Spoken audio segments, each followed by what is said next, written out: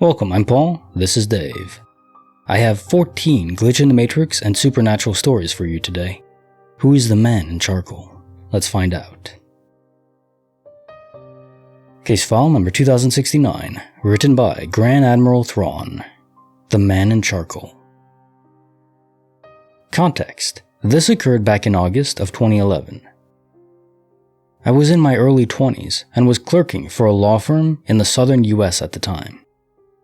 The firm I worked for was in the downtown part of the city and happened to be within reasonable walking distance of all the courthouses. I'd only been working at this law firm for 2 weeks, so I'd mostly been getting oriented to the office, the locations of the courthouses, etc. The guy I was replacing had been training me for those 2 weeks.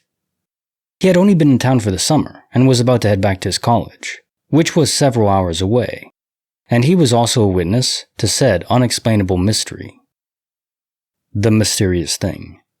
So, near the end of my second week at this law firm, the other clerk and I were taking some documents over to the Chancery Courthouse a few blocks away. The office in the Chancery Courthouse we have to file our documents with was on the 3rd floor, so we took the elevator up, walked down the hall, and then filed said documents. As we were walking back down the hall towards the elevators, we could see a guy standing in one of them, looking over at us. We headed towards him, since he was looking at us and we figured he'd hold the door. However, Hodor, this guy was not.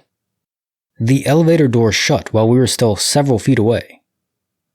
Now, while we were still several feet away when the doors closed, the time between them closing and me getting to and pressing the call elevator button was no more than 10 seconds, if that. I was expecting to be waiting for a minute or two for either the other elevator to come to the 3rd floor, or for the one that the guy just took to come back up. However, my expectations were immediately subverted. The doors on the elevator that had just closed on us immediately reopened. In hindsight, neither myself nor my coworker knew why we both walked straight into what was now a very noticeably empty elevator, but we did. And we pressed the button to go back down to the ground floor. And as we're riding the elevator down, I turned to the other clerk and asked, "When we were walking back to the elevator, did you see a guy standing in this one before the doors closed?" His initial response answered my question, albeit non-verbally. The speed with which his face became pale was a bit of a giveaway. Once we were back outside of the courthouse, we tried to figure out what had just happened. We both saw the guy standing on the elevator, and we both saw it close with him on it. And we both agreed that there was no way there was time for the elevator to have gone up or down, even one floor, much less moved a floor and then for some reason come back to ours, in the few seconds between the doors closing and then immediately reopening. Just as I pressed the call elevator button. While I generally try to live my life with an open mind, I'm not a superstitious person. If you ask me if I believed in ghosts or the supernatural, I can honestly say I do not. However, 13 years on, I have still not been able to find a rational explanation for what I saw that day. And to be honest, if I had been by myself at those elevators, I would have probably just told myself that my mind was playing tricks on me or something. But the fact that another person was there, saw it, and to this day still confirms that we both saw it, does not allow me to indulge in such a convenient luxury. And thus, on an unassuming August day, I became intimately aware of the contradictory nature of human beings, because if you ask me if I believe in ghosts, I can honestly say I still do not, nor did I believe in ghosts back in 2011. At the same time, if you ask me who or what I saw standing in the elevator that day, the most reasonable conclusion I have been able to reach is that it was probably a ghost. Bonus context. There was no access hatch inside of the elevator, so it would have been physically impossible to get off of it except through the doors. And while I said it above, I do want to re-emphasize that there was not anywhere close to enough time in between the doors closing and then reopening for the elevator to have moved between floors. Neither myself nor my former coworker have been able to come up with a rational explanation, besides ghosts, for how a human could have gotten out of the elevator other than through the doors. Especially within the approximately 5 to 10 seconds that the elevator doors were closed. After the fact, what stood out the most to me about the guy on the elevator was how unassuming he looked, especially in a courthouse. He was white, kind of pale, but like the normal living human kind of pale, not a ghostly or abnormal kind of pale. Looked to be in his mid to late 30s and was dressed in a dark gray and charcoal suit, with a white button-down shirt underneath and a dark blue tie. His hair was either dark brown or black. This was the one detail about him that my coworker and I weren't in 100% agreement about, and kept short. He also had a short, well-kept beard. Basically, if you had a lineup of generic-looking lawyers, he would have blended right in. We were about 20 feet away from him when he turned the corner to the elevator lobby, and were only about 10 feet away when the elevator doors closed. So while we weren't staring at the guy as we were walking towards him, like we were trying to commit him to memory or anything, my coworker and I did both get a decent look at him. Elevators. If you know, you know. Case file number 2070, written by Former Silver 8091. Ashes gone at dawn. A puzzle drawn. In 2019, I lost my mother to cancer. My stepfather had passed away a couple years earlier, and my mom had his container of ashes at her house. Nothing fancy, they were just in the plastic box they usually come in if you don't buy an expensive urn. After my mom passed, I had to go to her apartment to figure out what I was going to keep and what I would get rid of.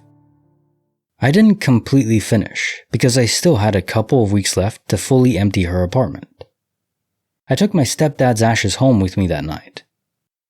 About a week later, I got a text from my stepdad's estranged sister asking what I was going to do with her brother's ashes and if possible, she would like to have them. I told her sure, I'll be finishing up at my mom's place next week, so we planned to meet there and I would give her the ashes. On a side note, my mother and her never got along. In fact, they pretty much hated each other the whole time she was married to her brother. My stepdad had pretty much decided to stop speaking to her as well about 5 years earlier.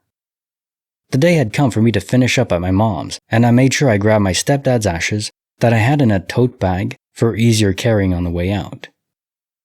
I was meeting a friend who has a truck, so he offered to help by driving me to get all the big things easier. I got to my friend's house, parked on his lawn, it's a very rural area, and grabbed the ashes and my purse and got out of my car and locked it. We were to be leaving his truck in about 5 minutes. I decided to put my purse and the box of ashes, which were still in the tote bag, on the hood of my friend's truck, so I wouldn't forget them. He has a really large GMC truck that fits 4, and it was totally safe to put my things up there, because there was absolutely no one around to worry about taking them. When it was time to leave, I went to grab my purse and the tote bag on the hood, and only my purse was there. Only myself and my friend were there, no one else. The area is so rural, there aren't even sidewalks or people walking down the street ever. Only a small 2-lane road with very light traffic. I never left the vicinity of the truck and was outside near the truck the whole time. We scoured the whole outside area and even looked inside the house, even though I knew I didn't go in. My stepdad's ashes had completely disappeared. They were nowhere, not on the truck, not in the truck, and not anywhere under or around it. Upset, I got to my mom's and his sister was waiting there in the parking lot for me. I had to tell her that I seemed to have lost the ashes because they vanished into thin air. Needless to say, she was angry and probably didn't believe me. To this day, they've never shown up. All I can think is either my mom or my stepdad somehow, from the other side, decided they didn't want her to have them. I honestly have no other scenario that makes sense. Case file number 2071, written by Alpaca Photog, on a spooky stand where the lost ring took command. This happened a few years ago and has become so infamous in me and my husband's relationship because it legitimately freaks my husband out, to the point where we can't even talk about it besides referring to it as the ring. One Saturday morning, I was finishing up getting ready for work and went to go put my everyday jewelry on, wedding ring, college class ring, watch, when I realized my college ring was missing from its usual home on my nightstand. This is a very special and sentimental item to me, so I was a little panicked when I couldn't find it after a few minutes. I called my husband in to help me look for it, and we proceeded to turn the house upside down for it. He double-checked everywhere I looked, and we scoured both our bedroom and the rest of the house for it, to no avail. I was starting to run out of time to make it to work, so I had to leave without finding it. I returned home after my 8-hour shift, proceeded to drop my bag at the door, and headed straight to the bedroom to change clothes. The second I walked into the bedroom, I saw my ring. It was sitting right on my nightstand in perfect plain view. I got so excited and assumed my husband had found it for me while I was gone and had placed it there. I figured he was trying to surprise me with it, since he didn't text me to let me know he had found it. So I sat on the bed and waited for him to walk into the room so I could thank him. As soon as he walked in the room, I excitedly exclaimed, "You found it!" He stared at me with a confused look and said, "What are you talking about?" I pointed to the ring, still on my nightstand, and said, "My ring, you found it. Where was it?" He got an even more confused look on his face and said, "I didn't find it. Where did you find it?" I started rolling my eyes at this point, thinking he was messing with me, and said something like, "Oh, come on, where was it?"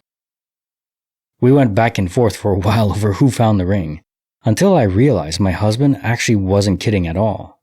He was genuinely confused and thought I was messing with him. His face became more and more serious, and we both stared at each other, understanding that neither of us had actually found it. My husband, a man of science, began going over every possibility of how I could have found it when I got home, placed it on the nightstand, and then forgot I did all that. I explained to him I'd left the house without either of us having found it, literally hadn't been home all day, and had just returned less than 15 minutes ago, where I hadn't done anything except drop my bag and walk into the bedroom, where it was sitting there waiting for me. To this day, we don't have a single possible explanation for it. He refuses to believe anything other than the idea that I somehow found it, and then immediately forgot I did that, which is absolutely impossible and ridiculous. How could I completely forget both finding it and placing it on my nightstand? There's no way. But he refuses to believe in ghosts or anything not with a rational explanation, and I don't have a single other logical possibility for its return. It's been years, and we still can't talk about it without getting completely spooked about the whole thing. And while I don't have an explanation, I do have a wishful thinking one. My grandpa, my hero, had passed away a month before. Was he looking out for me? I'll never know. Case file number 2072, written by Meanest Flower. Clothes swayed, voices spoke, yet one man stood, weighed alone. My mom told me this. In my parents' bedroom was this really large master closet. It was technically just one closet, but it had 2 doors going into it. Between the 2 doors was a high shelf and a hanging rod for clothes. So it functioned like 2 separate walk-in closets, but you could walk from one to the other by ducking under any clothes hung in the middle. One night, she was in her side of the closet, and she saw through the gap between the shelf and the clothes rod, my dad walked into his side of the closet. She heard the metal coat hanger sliding as he looked for something to wear, and saw the clothes in the middle sway as they were brushed from side to side. From her side of the closet, she started talking to him about something random. Then she heard the bathroom door open. She poked her head out of the closet to see my dad, clearly just emerging from the shower, walk to look into his side of the closet and nothing. Up until the moment she poked her head out to look at the bathroom door, she would swear to you she could still see my dad in that closet. Case file number 2073, written by Dragon Fit. The jet that screamed and fled into silence overhead. This was in the 90s when I was in college. I had no classes one afternoon, and I went home early. It was a perfect September day, beautiful weather, and not a cloud in the sky. My walk home from the bus stop was about half a mile. I lived off campus in a residential neighborhood that was mostly empty during the day, when people were at work and school, giving me plenty of time for quiet reflection. So it was notable when about a block from my house, I crossed paths with a guy raking leaves in his front yard. Just then, I heard a screeching noise in the sky. I looked up and saw what looked like a passenger jet followed by a contrail. Nothing unusual about it other than the sound. It was like 10 times a normal passing jet noise, and it grew so loud it seemed to fill the air down to the ground and whirl around us. It was crazy. Then, in an instant, the plane vanished right before my eyes and the noise abruptly stopped without an echo, a boom, nothing. Silence. The contrail just hung there, slowly dissipating. The guy had stopped raking and was looking up in the sky too. He looked back down at me and I could tell by his face that we'd seen and heard the exact same thing. And then he shrugged his shoulders and went back to his task. I passed silently and went home. That's it. Well, the truth is anything can disappear, even entire planes. Case file number 2074, written by Row257. IHOP's secret spell when the pancakes fell. On Sundays, I would go to our local IHOP and get individual breakfast for the family, 4 members. On one such trip, the routine was uneventful. The order was called in, and I arrived at the restaurant to pick it up. There was usually a 10 to 15 minute wait. They were always busy on Sunday with after-church groups going out to eat, and this day was no exception. I was given my order, paid for it, and then proceeded to return home. I got home, and we began separating the breakfast containers to place on the table. The table was adjacent to the kitchen area, separated by a counter that jutted out toward the middle of the room between the kitchen and the dining area. Both are open, with no wall between them, just the counter. Each of the breakfast containers were removed from the order bags and placed on this counter before moving them to the table. Since we usually didn't immediately eat the pancakes that were included with the breakfast, I took each pair of them from the 4 breakfast containers, 8 pancakes in total, and placed them all in a single container, closed it, and left it on the counter. My wife saw me do this. Once that was done, I sat down with my family members and began to eat. About 20 minutes later, after we had finished eating, we got up and began picking up the to-go containers. As I turned around to the counter, getting ready to put the single container of pancakes away, I stopped in my tracks. The 8 pancakes, which I had combined 20 minutes before, were all back in their individual containers. Considering we were all at the table, and the pancakes were less than 5 feet away and directly behind me on the counter, there was no explainable way to how they were all moved back into their individual containers. There were no unexpected sounds, it was mid-morning, so there was plenty of light in the room, and there were no extra people in the house.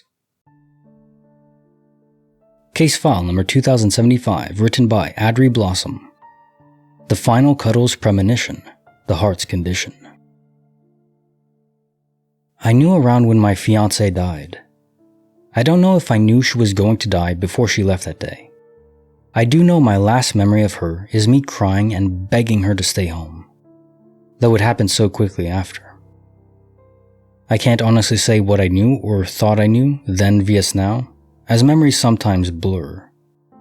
I do know I cried and begged her not to go. I do know I was napping and opened my eyes and realized she was dead before the rest happened. For anyone who has had this happen, the police plus the civilian grief person on the doorstep, they just have a look on their face and you know what they're about to say. I knew before my cat died, but that's a little different because Kitty had been sick and elderly for a while, and I just realized he felt it was time. I stayed up and cuddled him all night because I knew he'd be dead tomorrow, and I wanted to give him all his last hugs. And he did die the next morning. In both cases, I had a dream about 3 months after they passed. For Kitty, I scooped him up and it was like he wasn't dead and did a spin dance with him in his arms, and then woke up and sobbed terribly. I know it sounds strange, but the dream felt real. I've had dreams with him in them before, but that one felt distinctly different. In my dream about my fiancée, the dream a few months after she passed was also different from the other dreams I had of her, etc. During that time, I was sobbing with the box in my hands. She asked me why I was so sad. I screamed, "Because I have to live like this," and shoved the box into her hands. It was the box holding her ashes. I screamed and wailed and woke up, and I haven't dreamed about her since. Sometimes these stories just hit. Case file number 2076, written by Federal Broccoli 200. Midday Munch, Girls Gone Lunch. This happened last summer, and still puzzles my wife and I to this day. So the two of us were around mid-afternoon, walking around the downtown area of our town. The street we were on was straight, with only a few shops to the side of us. The road on the other and across the road, there was a large field with some people roaming about. As we walked, a girl carrying a tray of popcorn came towards us. She was wearing a teal shirt, black pants, and an apron. There was a logo on her shirt, and it was for the local shop that sold snacks and such. She offered us a sample of the popcorn and I took it, thanking her as she walked past the two of us. My wife ate a piece and immediately went to turn and compliment the girl on the popcorn, but she was gone. We were dumbfounded. Eating the popcorn and turning took maybe 10 to 20 seconds. She wasn't further up the road. She wasn't crossing the road. The two shops that were next to us were closed. She wasn't in the field across the way. My first thought was that she ran, but her tray was full of sample cups and would have spilled if she took off and there was nothing on the ground. There were no alleyways she could have slipped into either. To me, it seems like she simply glitched out of reality. Case file number 2077, written by Super Hotfire. From Cheesecake Glory to Vanishing Worry. On December 17th, 2021, me and my then-girlfriend went to the Cheesecake Factory. I remember the exact date because the next day, I proposed to her. We had some leftover cheesecake, but had no utensils at the hotel we were staying at, so we decided to take the spoon from the restaurant. As we're leaving the hotel, my fiancé wanted to keep the spoon from the Cheesecake Factory as a memory of that weekend we got engaged. Now, this spoon was bigger and clearly had a different design than all of the other spoons we had at home. It was easily distinguishable from all of our utensils. A couple months later, in 2022, it just disappeared. Me and my fiancé turned our kitchen inside out looking for that spoon. My wife blamed me and said I probably packed it with my lunch and threw it out at work. Thing is, I would never take that specific spoon, since I knew it was a Cheesecake Factory spoon. I just took the blame and figured maybe I accidentally did take the spoon. We completely forgot about the spoon. That was until about 2 weeks ago. I called my wife after work like I usually do, and she tells me the spoon somehow magically appeared in the utensils drawer. When I got home, I saw the spoon with my own eyes. We have absolutely no idea how the Cheesecake Factory spoon disappeared for about 2 years and just reappeared out of thin air. Case file number 2078, written by New Sound Era. Sofa's Plea, from Know Where They Be, a conundrum we see. Really strange experience today. Me, my wife, and my kids went to a relative's house over 2 hours away. My younger brother, who lives with us, was home alone while we were gone. We were out much of the day, and we returned home quite late. Once we got in and kids had settled down, I sat on our sofa and noticed I was sitting on something. So I had a look, and it was a pair of car keys I had never seen before. I was perplexed as to where they came from. My first thought was that my brother had a friend around and they left them behind, so I asked him, but he said none of his friends had been over. There is no reason for him to lie about it. He has people over all the time, so I 100% don't doubt him. My next thought was that my kids brought them back from the house we had visited, so we took a picture and sent it to them, and said, "Sorry, we think our kids took a set of keys from yours." But they replied saying they didn't recognize the keys and none of theirs were missing. My next thought was maybe I had gotten broken into. but absolutely no sign of forced entry or anything missing. So what the hell? Where did these keys come from?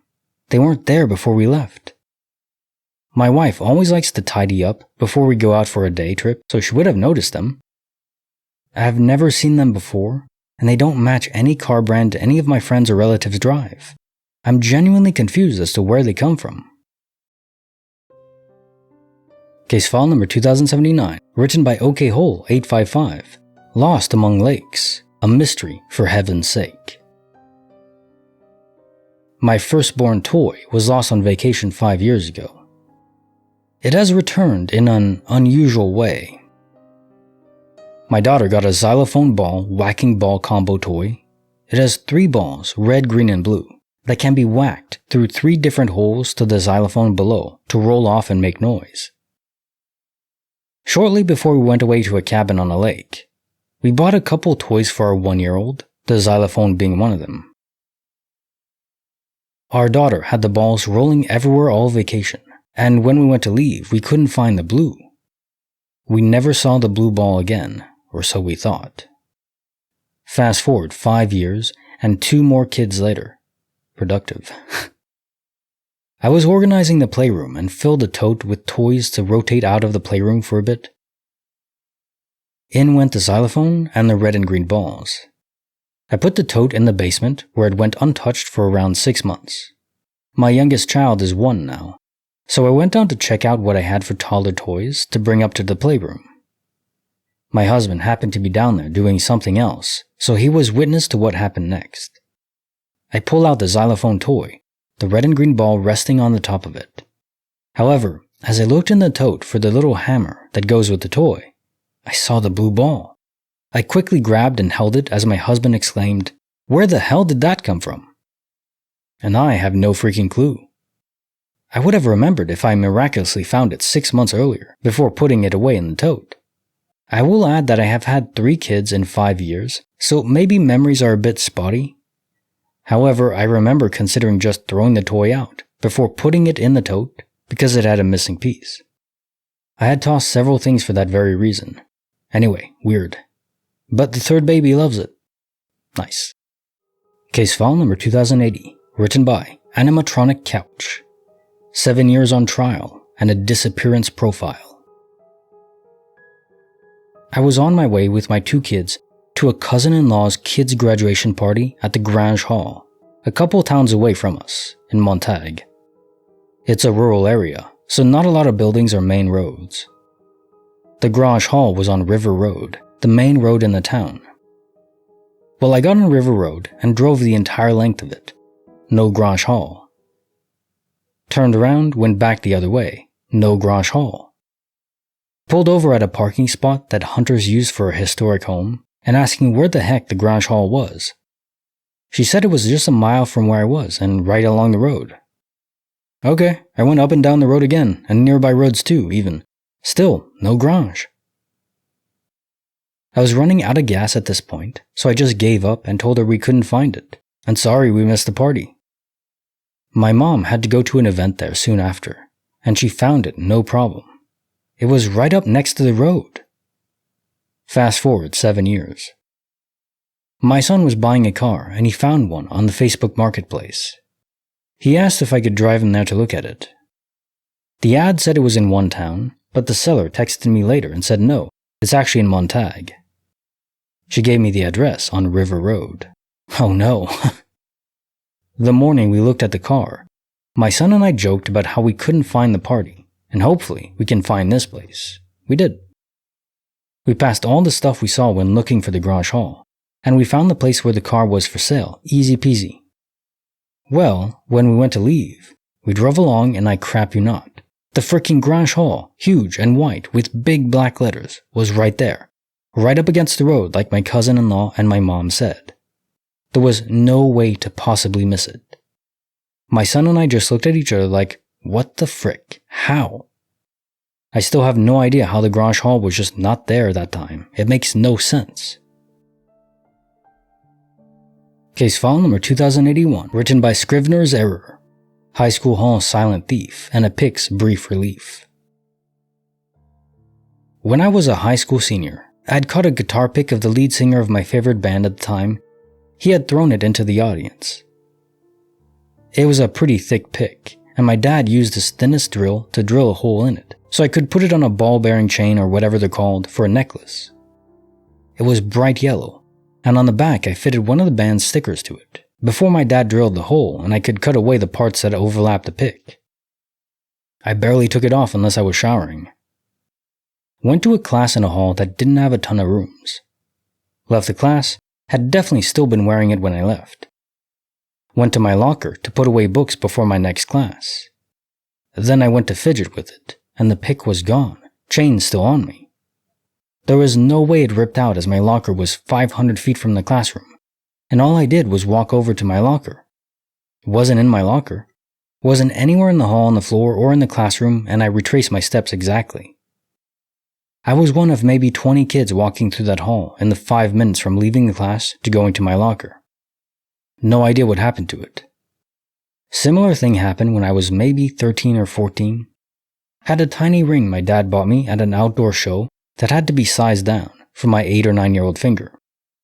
Didn't fit anymore, so I kept it on an actual chain that couldn't really just break, but somehow it did. Left the aisle I was in at a grocery store and realized it was gone. That one is more believable because it was tiny, but I hadn't walked far and no one else was in the aisle, so it just disappeared. Case file number 2082, written by Need It Like Now, 9876. Engines Jest, Fairy's Quest, Hardware at Rest. In 2008, I bought a 20-inch 1970 glass Plea cuddy cabin boat for fishing with my family. It had the original 4-cylinder Volvo Penta inboard-outboard motor on it, and the ignition system cap and rotor went bad. I decided to replace it with a newer, upgraded version, and I also had to take apart and replace a few other maintenance items while at it. Of course, this happened right before opening day for Dungeness crab season, so I bought the parts and started at about 3 p.m., as most projects had to make 3 runs into town for additional parts that broke, as they came off the engine. Salt water and metal. So at about 2 a.m., I'm reassembling everything, and I get down to the last part.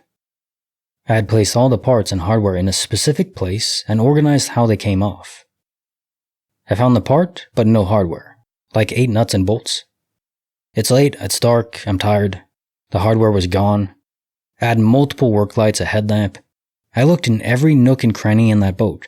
The old parts and boxes, the trash, nothing. This is where it gets weird. I stopped and sat exactly where I was working when I disassembled it, and had this feeling like I was not alone and being watched. Kind of an oppressive feeling or a presence. The thought that immediately popped into my head is that the house we were renting was on Native American land, and I had recently been talking with some tribe members about folklore, Bigfoot, fairies and such. They conveyed to me some of their beliefs about small fairy-type creatures that like to play pranks and jokes. I don't know why, but I said out loud something to the effect of, "Good one, so funny, it's late. Can I finish this up and go to bed, please?" I hop out of the boat, go into the house, get a glass of water, and head back out to put up my tools and lights. I climb back in the boat and sit down, where I'd been previously. Start picking up my tools, and I glance over to where I had left the part and hardware originally. And the hardware was sitting in the exact spot. It was all perfectly lined up, like it was left as a presentation. I gave a sarcastic, audible, "You got me, good, little craps." Put the part and hardware back on the engine, picked it up and went to bed. I told the story to my family the next day, and they looked at me like I was crazy. Kinda pat you on the head, you're tired, kind of a disbelieving tone. A week or so later, I talked to the tribal members and told them what happened, and they just nodded and smiled. Oh boy, mischievous fairies. Joke 1. This morning, my son asked, "Dad, when I grow up, can I have a gambling addiction like you?" I said, "You bet." Like father, like son, huh? Joke number 2. My wife told me to take the spider out instead of killing him. Went out, had a few drinks, nice guy. He's a web designer. Oh my god.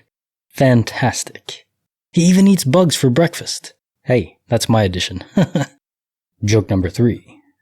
Do you know what they call the coal that was never dug up? Never mind. Joke number 4.